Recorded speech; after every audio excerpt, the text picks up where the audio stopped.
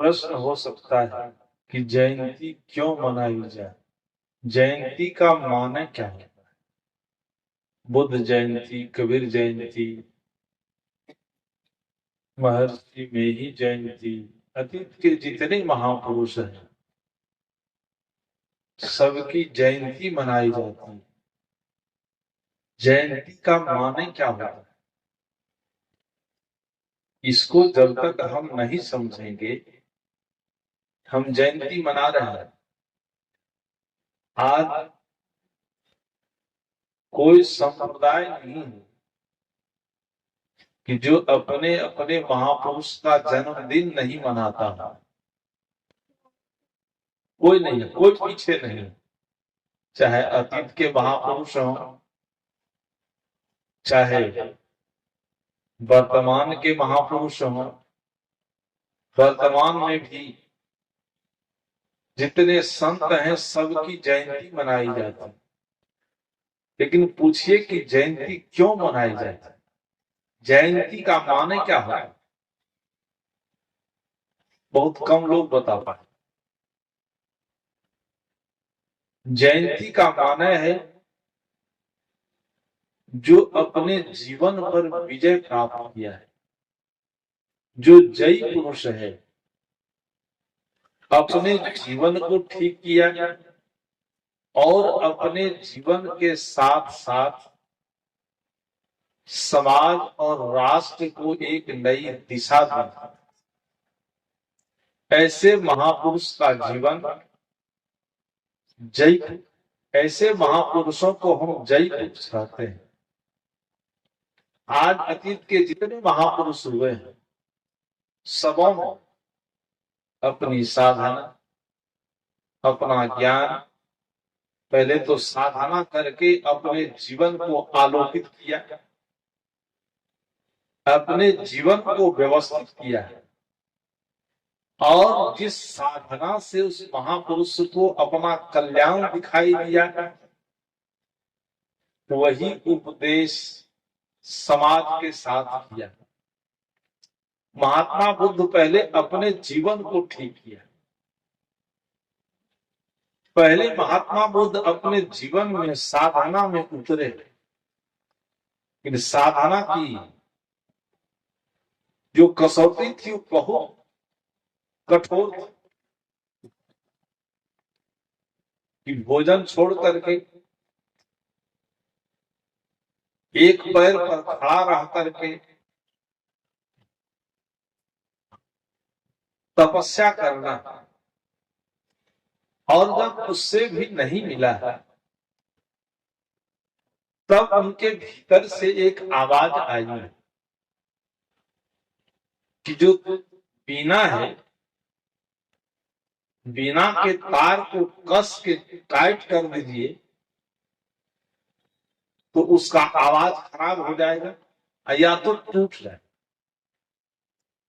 इसलिए बीना का जो तार है, नट है, उसको बिल्कुल मध्य में रखा जाता है। आप देखते हैं संगीतज्ञ सब जब संगीत शुरू करता है तो तबला को ठोकता है, एक जो गायक है हारमोनियम के रीड पर हाथ दे करके आवाज निकालता है।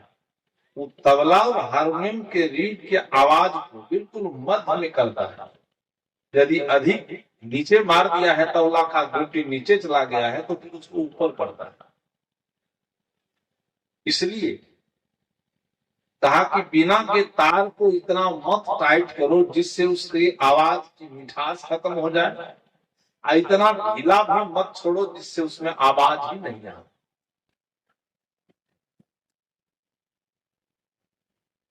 तो बिल्कुल उसको मध्य में रखो। महात्मा बुद्ध के जीवन से, साधना से ये बात निकली। बहुत भूख लगी थी तो सुजाता के हाथ से खीर खाए, कहानी। और महात्मा बुद्ध के साथ जो साधक थे, जब देख लिया कि सुजाता एक अप्सरा है और उस अप्सरा के हाथ से भोजन कर लिया, ये महात्मा भ्रष्ट हो गया। सभी शिष्य छोड़ करके साथ चले गए, भाग। और जब महात्मा बुद्ध खाने के बाद साधना में उतरे तो मध्य की जो स्थिति है, जो ज्ञान अभ्युदय हुआ, तो जो शिष्य छोड़कर भाग गया था, सबसे पहले उसी को खोजते खोजते साधना करते और वहां जाकर के उसको उपदेश दिए। पहले उन 7 शिष्यों को उपदेश दिए, अब तो प्रचार प्रसार हुआ। और आज जिस समय महात्मा बुद्ध का आगमन हुआ था और जब महात्मा बुद्ध का विचार फैल रहा था, उस समय इस देश में वैचारिक संकीर्णता से घिरा हुआ था समाज। एकदम संकीर्ण विचार था। कोई जन्मना उत्तम होता था, कोई जन्मना अधम होता था, कोई जन्म से उच्च होता था, कोई जन्म से नीच होता था। किसी को घृणा की दृष्टि से देखा जाता था और किसी को सम्मानित किया जाता था। महात्मा बुद्ध और धर्म के नाम पर यहाँ हत्याएं होती थी, जीव की हत्या की जाती थी। और उस समय गौमेध, नरमेध, अजामेध यज्ञ हुआ करता था। उस यज्ञ में गौ पकाया जाता था, घोड़ा पकाया जाता था, आदमी को पकाया जाता था। मनुस्मृति को पढ़िए, उसमें लिखा हुआ है कि उस यज्ञ में पके हुए मांस को कौन भाग हिंदू खाएगा, कि कौन भाग शूद्र खाएगा, कौन भाग ब्राह्मण खाएगा, कौन क्षत्रिय खाएगा। महात्मा बुद्ध ने कहा कि धर्म के नाम पर हत्या ये धर्म नहीं, घोर अधर्म है। उसी 600 वर्ष के महात्मा बुद्ध के 2000 वर्ष के बाद सदगुरु कबीर का आगमन हुआ। जब कबीर की दृष्टि गई धार्मिक लोगों पर,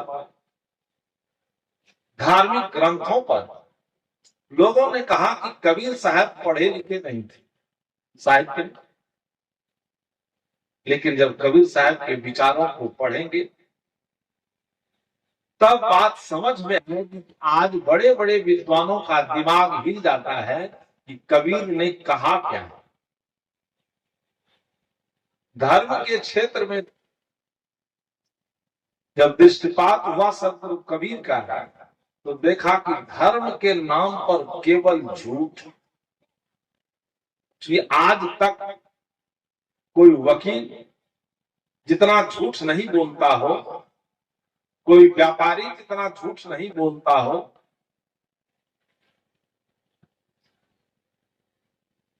समाज में कोई वैसा व्यक्ति झूठ बोलने वाला नहीं हो, उससे ज्यादा झूठ धार्मिक लोग धार्मिक वेश को पहन करके, धार्मिक बाणा बना करके झूठ बोलता है। कहा कैसे? राजा प्रियव्रत का नाम सुने हैं? कहा कि राजा प्रियव्रत शायद 1 अरब बरस राज किया और इसको सब लोग कहेंगे कि सही है। कहिए नहीं? कोई कहे कि अमुक आदमी ने, अमुक महिला ने एक साथ 20 बच्चे को जन्म दिया है, कोई स्वीकारिएगा? है कोई? यहां हमारा विवेक काम करता है। धर्म की गद्दी पर बैठ कर जब हम कहेंगे कि राजा सगर 60,000 बच्चे को जन्म दिया एक बार में, सब कहता है जय गुरुदेव जी की जय। यहां कोई प्रश्न नहीं कर सकता है। सदगुरु कबीर ने कहा, जब दृष्टि पड़ी तो कहा धर्म, धर्म के नाम पर धर्म कथा जो कहता ही रहेगी। लावरी उठी जो प्रातः ही कहे, लावरी बिहाने लावरी संध्या, एक लावरी बसे हृदय मंझा।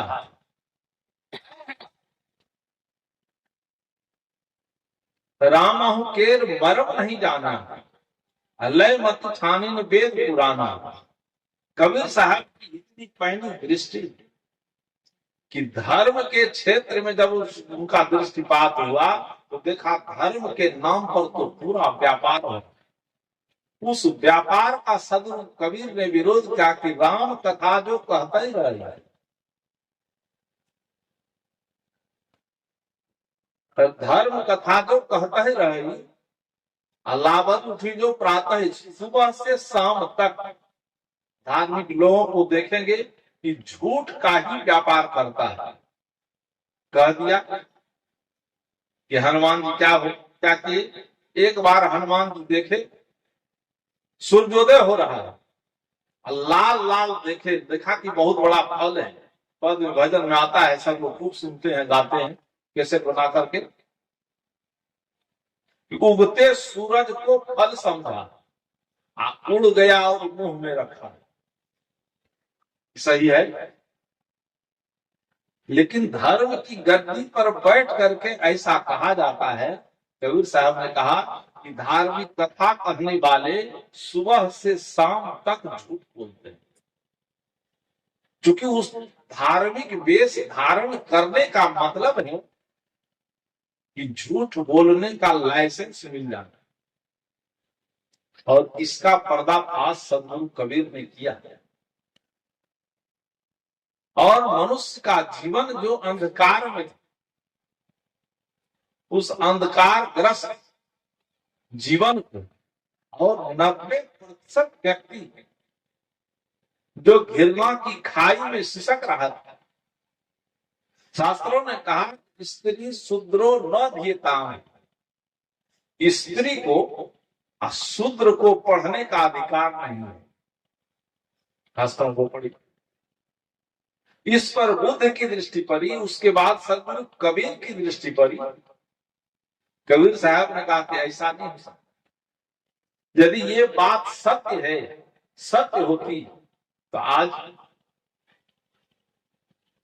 इस देश में इतने बड़े बड़े महापुरुष हुए, चाहे धार्मिक क्षेत्र में देखें, चाहे आध्यात्मिक राजनीतिक क्षेत्र में देखें, या वैज्ञानिक क्षेत्र में देखें, कि वैज्ञानिक चिंतक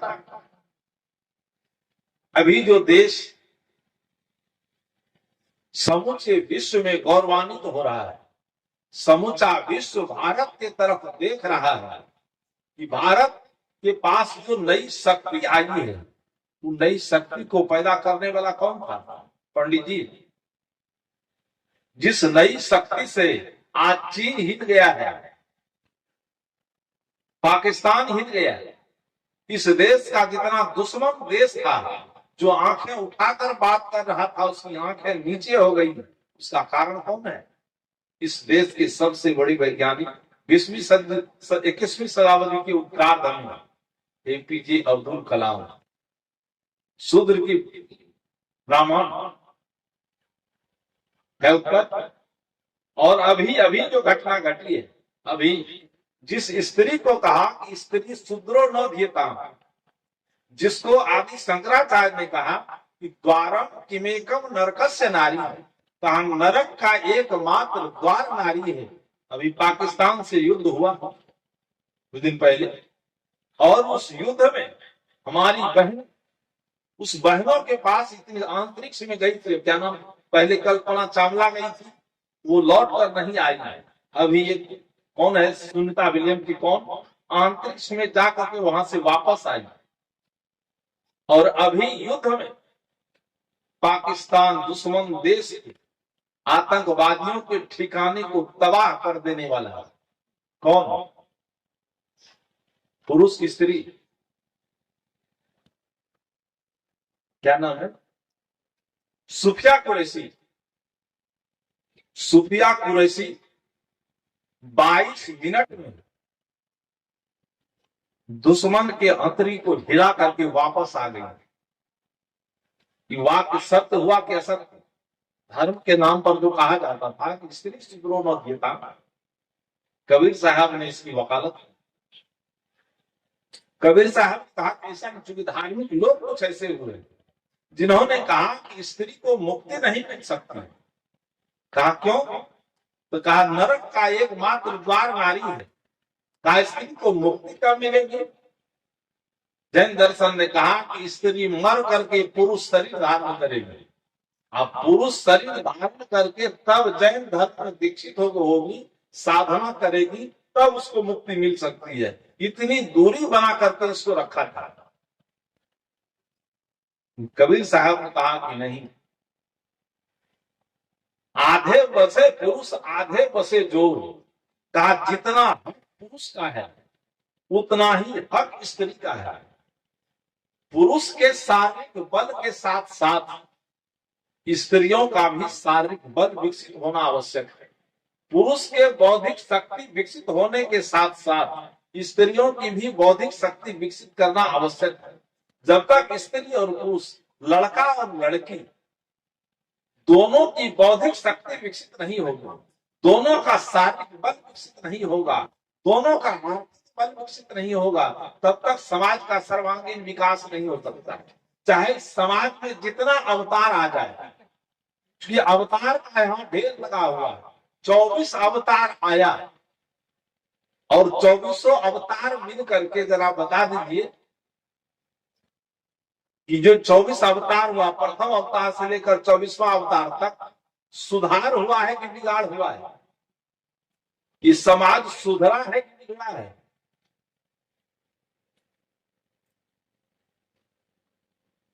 यदि इस पर चिंतन करें, जिसको हम काल कहते हैं सतयुग, त्रेता, द्वापर। सतयुग में 4 चरण था, चारों चरण था, सब सत्यवादी था। त्रेता आया तो एक चरण खत्म हो गया, फिर पर हुआ। द्वापर आया तो 2 पैर चला गया। कलयुग आया तो दोनों पैर खत्म हो गए। विकास हुआ कि ह्रास? कबीर साहब ने कहा कि दोनों का समान विकास होना आवश्यक है। दोनों के जीवन में समानता की आवश्यकता है। किसी कवि ने कहा है कि केवल गेहूं से भूख मिट सकती नहीं है, केवल गुलाब पर ही नजर टिक सकती नहीं है। जीवन में दोनों की जरूरत। एक चक्के से गाड़ी चल सकती नहीं। बैलगाड़ी है, एक चक्का छोटा हुआ, एक बड़ा हुआ, चलेगा?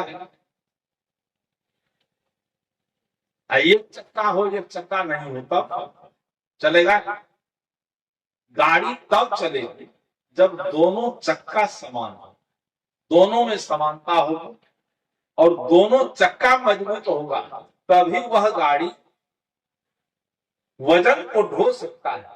उसी तरह समाज रूपी रथ, समाज रूपी गाड़ी को ढोने के लिए 2 चक्के हैं, एक स्त्री का, एक पुरुष का। कबीर साहब ने कहा दोनों चक्के को मजबूत होना आवश्यक है। धर्म के क्षेत्र में जितनी हत्याएं हो रही थी, कबीर साहब ने कहा कि जीव मत मारो बापुरा, सबका एक एक प्राण, हत्या कबहु न छूटी है, कोटिन सुनो पुराण। धर्म के नाम पर जो जीव की हत्या होती है, जीव की बलि दी जाती है, मुसलमान कुर्बानी देता है। कबीर साहब ने कहा कि दोनों गलत है। इससे ऊपर उठ करके, चूंकि मैंने कहा कि जो जय पुरुष है, जय पुरुष कौन है? जो सत्य और असत्य को समझा है, विवेक से सत्य को समझ करके, और सत्य को समझने का प्रयास शास्त्र की दृष्टि से नहीं किया है कि शास्त्र को पढ़ करके तब सत्य को समझेंगे, नहीं समझ सकता है। कबीर साहब ने कहा कि करहु विचार तो सब दुख जाना का, शास्त्र से सत्य को नहीं नाप सकोगे। सत्य को नापने के लिए स्वानुभव की आवश्यकता है। जब तक स्वानुभव नहीं हो, गुरुदेव जी एक छोटी सी किताब लिखे, उस किताब का नाम है स्वानुभव विधि। जीवन में जो अनुभव हुआ है, उस अनुभव को अभिव्यक्त किया। तो सत्य को, लेकिन सत्य को हम पोथी से समझने का प्रयास करते हैं, सत्य को हम शास्त्र से समझने का प्रयास करते हैं। और जो सब ज्यादा शास्त्री होता है, जितना बड़ा शास्त्री होता है उसको उतना ज्यादा अहंकार होता है। कह रहा एक बहुत बड़ा विद्वान और श्रेष्ठ गादी पर बैठ करके बैठने वाला, वो अपने भक्तों से कह रहा था कि मेरी बातों को सुनो, इसलिए कि मैं 30 वर्षों से शास्त्र का अध्ययन किया हूं और उस शास्त्र को मत करके पढ़ करके तब वह ज्ञान तुमको दे रहा हूं। हमसे अधिक ज्ञानी धरती पर कोई नहीं है। वेद के ऋषि ने कहा ऐसे व्यक्ति के लिए कि अंधा तमः प्रविशन्ति, जो विद्यायाम उपासते ते तमो भूय और याम विद्यायाम रता।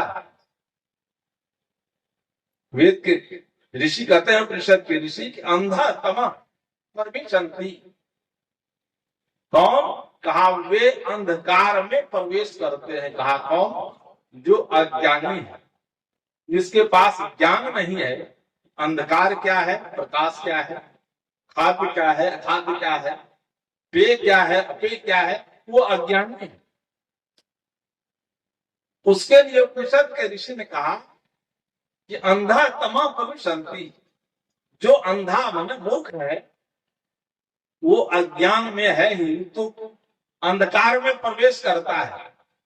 लेकिन दूसरे वाक्य कहने में, दूसरे भाव को रखने में ऋषि ने विशेषण को बदल दिया। पहले कहा कि अंधा तम प्रविशन्ति, कौन? वो जो अविद्या माने अज्ञानता, जो अविद्या के उपासक हैं वो तो अंधकार में जाएगा। वो समाज में सब कुछ करेगा। अनैतिक, जिसको नैतिकता का ज्ञान नहीं है, अनैतिकता का ज्ञान नहीं है, सत्य नहीं जानता है, असत्य नहीं जानता है, उससे कोई भी दुर्घटना हो सकती है। लेकिन जो सत्य को समझता है, असत्य को समझता है, शास्त्र से, शास्त्र को पढ़ करके कपाड़ में इकट्ठा कर लिया है और उस शास्त्र का अध्ययन करने का जो अहंकार है, उस शास्त्रीय शाब्दिक ज्ञान तो उनके जीवन में है। वेद के उपनिषद के ऋषि ने कहा कि ते तमो हुई का वह घोर अंधकार में प्रवेश करता है। कहा कौन? कहा जो विद्या के उपासक हैं। आज भारत की धरती पर जो उपद्रव हो रहा है, जो अनैतिकता चल रही है, जो दुष्कर्म चल रहा है, इस पर मेरा अनुभव है, मेरा चिंतन है कि सबसे ज्यादा जो बुद्धिजीवी है, जो सबसे ज्यादा अध्ययन किया है और जो सबसे ज्यादा शास्त्र को पढ़ा है, वो सबसे ज्यादा समाज को लूटता है, वो समाज को सबसे ज्यादा धोखा दे रहा है। आज देख लीजिए कि पहले चोरी होती थी, रोड पर छीनता था, जेब काट लेता, इतना ही। ट्रेन में चल रहे हैं, पॉकेट काट लिया, रास्ते से जा रहे हैं, रोक करके जो सामान है छीन लिया। तो जेब में जितना था उतना ही छीना जाता था। खलिहान में गया तो थोड़ा वहां से उठा लिया, 2-4 बोरा। खेत में गया तो 2-4 बोझा काट लेता था। इतना ही ना दुष्कर्म था। जब यह समाज पढ़ा लिखा नहीं था, जब इस समाज को शास्त्रीय ज्ञान नहीं था, जब इस समाज में शास्त्रज्ञ नहीं था, जो शास्त्र का अहंकार करने वाला नहीं था, तब समाज में छोटी चोरी, भूख लगने पर ही खलिहान से बोरा उठता था या 2-4 किलो चोरी करता था। लेकिन आज मैं बोल रहा था एक जगह, सारे बुद्धिजीवी लोग बैठे थे, कहा कि ये आप कैसे कहते हैं कि समाज का आज विकास हुआ है, बौद्धिक शक्ति विकसित हुई है, सब लोग पढ़ लिख लिए हैं, सबके पास भाषा हो गई है, पदार्थ का ज्ञान हो गया है, हमके हो गया, पदार्थ का ज्ञान बढ़ा है, भाषा का ज्ञान बढ़ा है, लेकिन भाषा के अनुसार आचरण कहाँ है बता दो। जब समाज पढ़ा लिखा नहीं था, भाषा का विकास नहीं हुआ था, तब समाज में ये परिभाषा चलती थी कि प्रात काल उठकर रघुनाथा, माँ तो पिता गुरु नाभि माता, ये परिभाषा थी। और माता पिता को लोग सम्मान की दृष्टि से देखते थे। जैसे जैसे बौद्धिक शक्ति विकसित हुई है, वैसे वैसे आज माता पिता से दूरी बढ़ी है कि घट गई है? माता पिता से आज कितनी दूरी है, इसके चलते हुआ है? ये बौद्धिक शक्ति विकसित होने का परिणाम है। बौद्धिक शक्ति विकसित होने का जो अहंकार भीतर में है, मैं कहता हूं कि आज समाज की जितनी दुर्गति हो रही है, पहले चोरी, मैंने कहा कि चोरी होती थी पहले कम, और आज की चोरी, जो पढ़ा लिखा समाज है, जिसके पास इंजीनियरिंग की डिग्री है, जो टॉपर इंजीनियर है, अब आपकी जेब पर हमला नहीं करता है। जेब में तो थोड़ा बहुत मिलेगा, नहीं, जेब में 1000, 10,000, 5,000 मिलेगा। आपका जो बैंक बैलेंस है, जहां लाख का लाख है, करोड़ का करोड़ है, ये बुद्धिजीवी बैठता है। आप देखते होंगे इस देश में जो नई समस्या आई है, सबको मोबाइल है नहीं, जब मोबाइल लगाते हैं तब अमिताभ बच्चन आ गया है कूद करके आगे, वो सावधान करता है कि साइबर अधिकारी से सावधान हो जाओ, कि कोई भी कॉल आता है, अज्ञात कॉल आता है, तो समझो कि साइबर अधिकारी है, और ये कहता है कि मैं जज बोल रहा हूं, मैं वीडियो बोल रहा हूं, ये मैं कलेक्टर बोल रहा हूं, मैं बैंक अधिकारी बोल रहा हूं। और इस झांसे में आकर करोड़ों करोड़ों करोड़ रुपया लोग कमा चुका है। समाज का विकास हुआ कि ह्रास हुआ, बताइए ना। बौद्धिक शक्ति विकसित होने का मतलब क्या है? बौद्धिक शक्ति विकसित होने का मतलब है, ज्ञान का विकास होने का मतलब है कि जीवन में निर्भयता का हो जाना। भगवान कृष्ण ने कहा कि अभयम सत्संग शुद्धि ज्ञान योग व्यवस्थिति दानम तमश्च यज्ञश्च स्वाध्याय तपो आर्जवम्, कि जीवन में सबसे बड़ा तप है, बड़ी तपस्या है जीवन का निर्भय हो जाना, जीवन में निर्भयता का हो जाना। कोई बता दीजिए, निर्भय है बुद्धिजीवी समाज में, जहां इतने संप्रदाय हैं, इतने सदगुरु हैं, सदगुरु की लंबी लाइन है, संप्रदाय लोग रोज नए नए जन्म ले रहे हैं, और सबका खेमा अलग अलग बन रहा है, अलग अलग क्वालिटी में है, तब ये दशा क्यों हो रही है? दशा क्यों बिगड़ गई है? विज्ञान के विकास, कबीर साहब ने कहा यह ज्ञान ऐसा है, जस फल चंदन लादे उभारा, अब परिमल वास न जानू गमारा। कहा ये ज्ञान कैसा है? कहा जैसे गधा है, गधे के पीठ पर जो पत्थर बेचने वाला है, पत्थर लाता है, चक्की जाता, और जो धोबी का गधा है तो कपड़ा लादता है, और जो व्यापारी का गधा है वो सरसों लादता है, मक्का लादता है, पटुआ लादता है।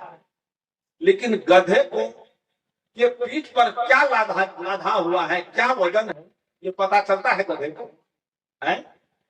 गधे का काम है कि एक जगह से उठाकर दूसरे जगह रख देना, उसके बाद उस पदार्थ से कोई आवश्यकता नहीं है, उसके पीठ पर क्या है, इससे उसका कोई प्रयोजन नहीं है। आज यही दशा समाज की है कि जो जितना बड़ा है, जो जितने बड़े पद पर बैठे हैं, वो उतना बड़ा कॉरप्ट आदमी है, चाहे राजनीति के पद पर हो, चाहे अध्यात्म के पद पर हो, चाहे गुरु गद्दी के पद पर हो, जो जितना बड़ा पद पर बैठा है वो उतना ज्यादा कॉरप्ट हो गया है समाज में।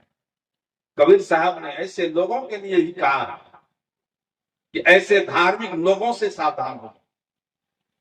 मोह के चलते आज संपूर्ण समाज, संपूर्ण देश मोह में आकर डूबा हुआ है। इस मोह के चलते, मोह का मतलब ये केवल मत समझ लीजिएगा कि बच्चे के प्रति मोह है, पत्नी के प्रति मोह है, समय आने पर इसका विश्लेषण होगा। एक मोह के कबीर साहब ने कहा कि मोह निशा ज्ञान रतन हर लेना, माया मोह मोहित किन्हा, माया मोह मोहित किन्हा, ताते ज्ञान रतन हर लेना। ज्ञान रत्न है मनुष्य के जीवन का, और सबसे बड़ा रत्न सिर्फ मनुष्य है। लेकिन मनुष्य को जो विजातीय पदार्थ में मोह हो गया है, और वह मोह किसमें? जो पदार्थ हमारे साथ रहेगा नहीं, धन रहेगा मेरे साथ रहेगा, किसी के साथ पत्नी किसी के साथ रहेगी, अब पति किसी के साथ रहेगी पत्नी के साथ, पत्नी से पति को अलग हो जाना, धन छूट जाएगा, परिवार छूट जाएगा, अब पद रहता कि पद लेके जाएंगे, उस पद पर रह करके जो हम मोह कर, पद का मोह होता है, अब पद का मोह करके, अब पद पर बैठ करके जो समाज का शोषण करता है कि पद भी बचा हुआ रहे और समाज भी हमको सम्मान की दृष्टि से देखे, और समाज भी है ऐसा कि सब, कबीर साहब ने सबको कहा कि विवेक करो, बिना विवेक किए तुम्हारे जीवन में कुछ घटना नहीं हो सकता। इसलिए मैंने थोड़ा निवेदन किया कि जयंती उसकी मनाई जाती है जो जयी पुरुष है। जयी पुरुष का मतलब है जिनके जीवन से अपना कल्याण तो किया है, सुंदर सब समाज के निर्माण की दिशा में जो कठोर कदम उठा करके, कठोर संघर्ष करके सत्य को सत्य कहने की हिम्मत जिसमें हुई है, ऐसे महापुरुषों की जयंती मनाई जाती है। ऐसे महापुरुषों में आज जिनके जयंती के पूर्व बेला में हम लोग हैं, कबीर साहब बहुत कठोर संघर्ष, कठोर 52 कसनी सहनी पड़ी है उनको, और सब कुछ सहते हुए भी सत्य को सत्य कहने में पीछे नहीं हटे हैं। बस थोड़ी चर्चा मैंने की, बस समय मिलने पर, अवकाश मिलने पर इस पर विशद चर्चाएं होगी। इस सत्र में इन्हीं शब्दों के साथ आप लोगों को साधुवाद है, समूचे समाज को साधुवाद है कि सब लोगों ने मिलकर के ऐसा आयोजन किया है। इस आयोजन से सब लोग मिलकर के लाभ लीजिए और अपने जीवन को कल्याणकारी बनाइए, कल्याण की दिशा में आगे बढ़िए। इस सत्र में इन्हीं शब्दों के साथ मैं अपनी बातों को विराम देता हूँ। बोलिए सदगुरुदेव की।